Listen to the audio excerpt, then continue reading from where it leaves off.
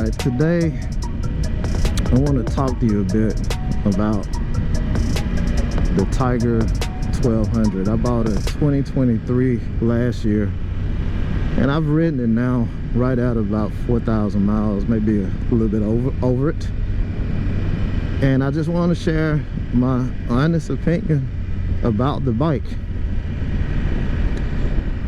That when I was looking for something similar to an adventure bike, or at the very least a sport tour, I had really narrowed the list down to the Africa Twin, the one with the DCT transmission.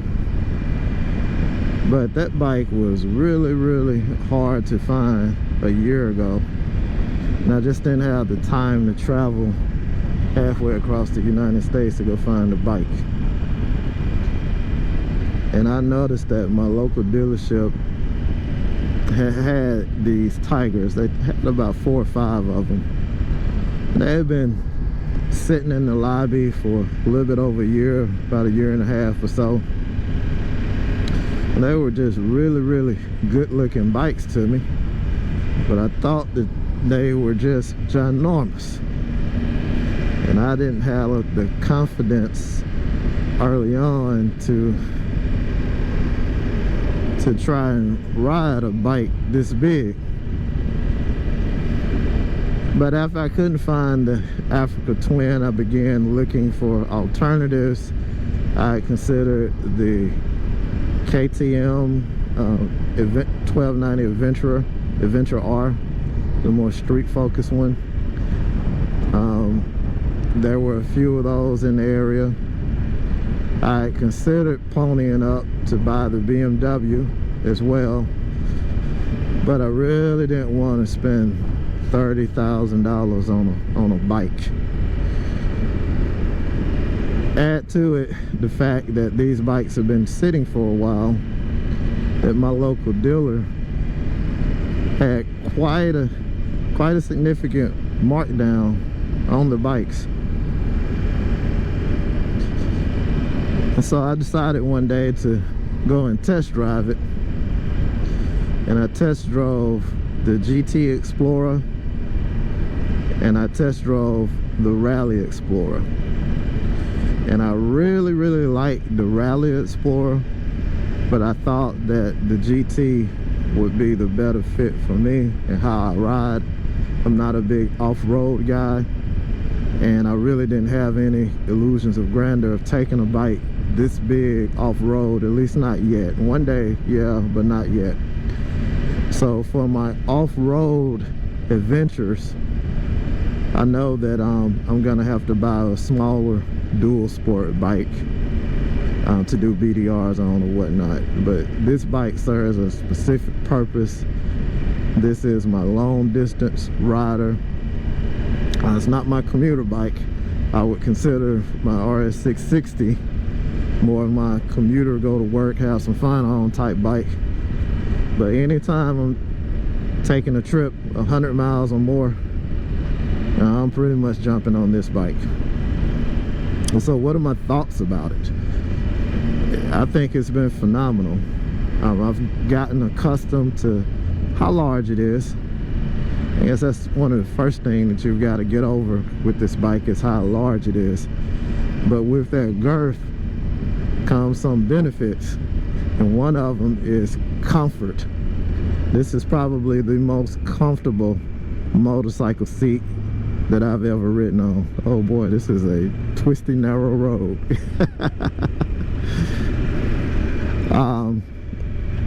Just a a wonderfully comfortable bike. I won't say phenomenal so much, but it is a wonderfully comfortable bike. Good wide seat. Oh, here's the bridge already. I found the bridge already. Wow. Oh, how cool this is. You got somebody hunting down here. Oh, but how cool this is. Or fishing. What a cool little bridge. Wow, I didn't expect to find it so soon. But this bike is comfortable. It is full of technology. Everything, cruise control, daytime running light, this huge display that I've gotten more and more accustomed to navigating, heated grips, heated driver and passenger seats, multiple accessory ports.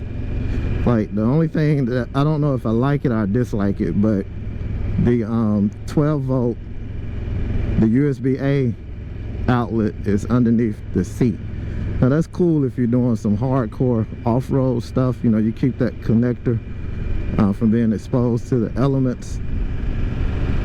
However, I had to get this 10-foot cord to reach the iPhone that's mounted on the handlebar. I mean, phones are pretty waterproof enough. I didn't want to have my phone underneath the seat. I am way too much of a distracted driver for that. And this bike again is just full of a lot of tech, just everything that you can imagine. And of those features, my favorite one by far is cruise control. Aside from cruise control, it's got electronic suspension and different rider modes. The bike can lower, I mean, you can lower the suspension on the bike to make it easier to flat-foot it when you come to a stop.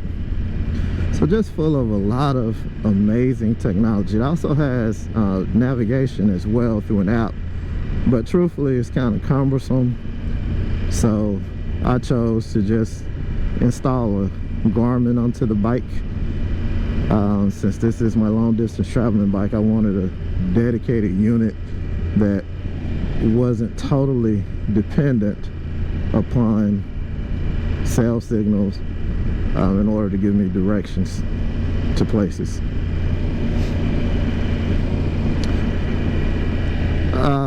My experience riding the bike has been all good. All good. I mean, I've dropped this bike maybe about 3 times early on, haven't dropped it since. It had a tendency to stall early on, but I think a lot of that was just me. I just needed to give the bike more throttle to be able to get a bike this heavy moving. And I would find myself being too light on the throttle, particularly when I'm trying to get up on an uneven surface. So meaning, like, if I'm at a convenience store, or let me say it like this, I was at a convenience store one time after helping a friend do some work at a house, and that was probably a 3-inch rise from the surface of the gas station to the pavement. And I also had to make a sharp right turn to merge onto the highway, to the road. It wasn't a highway, it was a road. And I did not give this bike enough throttle, okay? And the bike stalled as I was trying to make that right turn, and it fell over on me. And it fell, not over on me, but it fell to the right on the road. And that was an embarrassing but also scary situation, because what if there had been more traffic or people hadn't been paying attention? That could have got bad. So you do have to be careful about how you about your throttle management, specifically when trying to get this bike initially started. But after I got used to that, it's been all good. I'm still learning to control this bike at low speeds, making sharp turns. That's still a chore, but it's something that I'm working on. I'm just gonna have to find a parking lot and just practice doing figure eights, low speed figure eights on this bike to get more comfortable with it. Matter of fact, I'm not super comfortable doing that even on my sport bike, so that's a skill that I just need to work on a little bit more.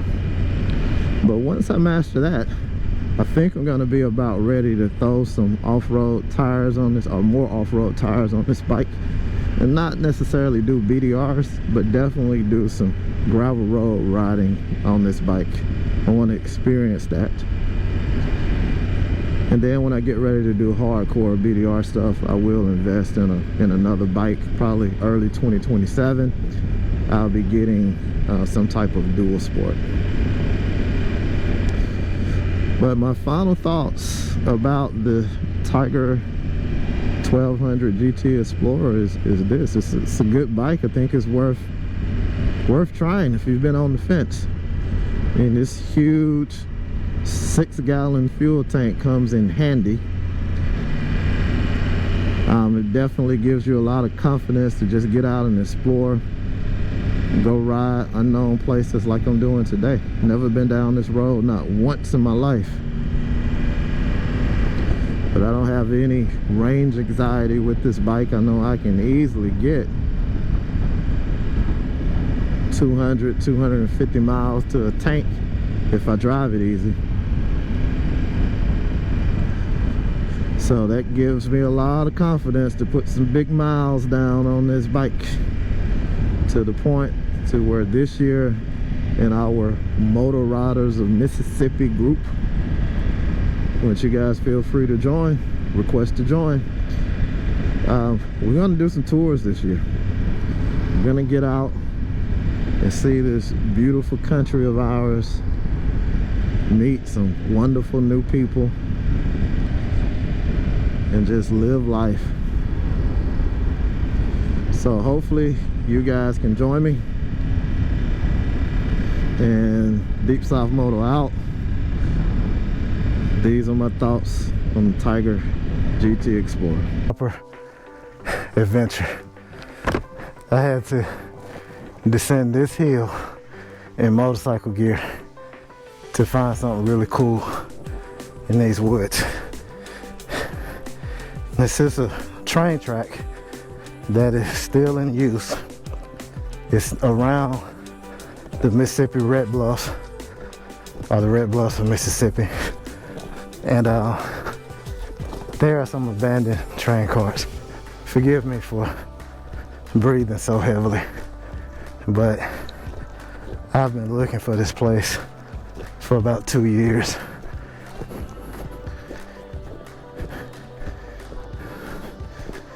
Oh, cool.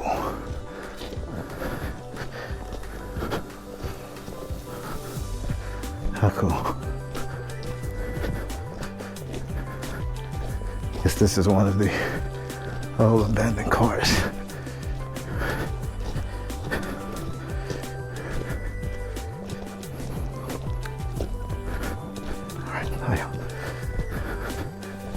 The beautiful shot of the Pearl River as it makes that bend. Wow.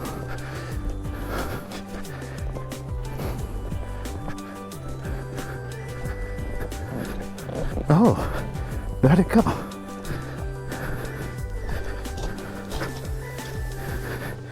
Wow. That's one of them. That's 2, 3. Wow. Wonder why they're here. If anybody knows the story about why they're here, let me know. This is amazing. This is absolutely amazing.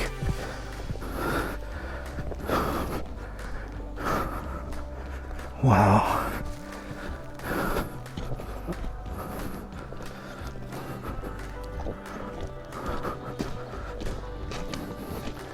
Look at this. This is a graffiti wall in the middle of the freaking woods.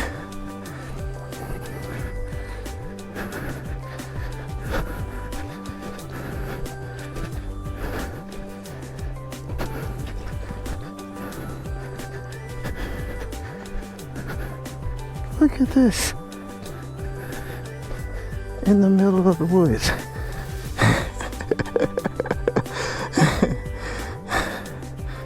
tell. I don't know but one. Gotta ask him if he actually came down here. And he's artistic. Not autistic, but a very good artist. Look at that. Wow. Full of surprises. There's the Pearl River. Beautiful. Sandbar. Wow.